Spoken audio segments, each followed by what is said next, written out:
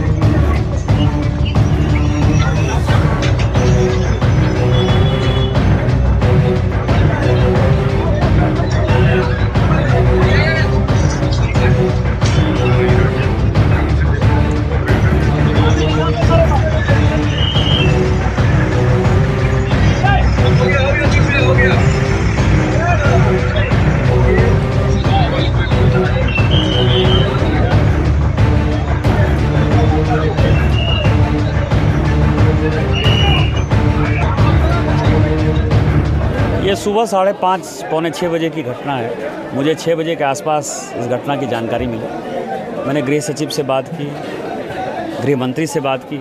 NDRF की team, आपको पता है कि 2015 में जो हादसा हुआ था, उसके बाद से परमानेंट एनडीआरएफ की टीम जो है देवघर में मौजूद है।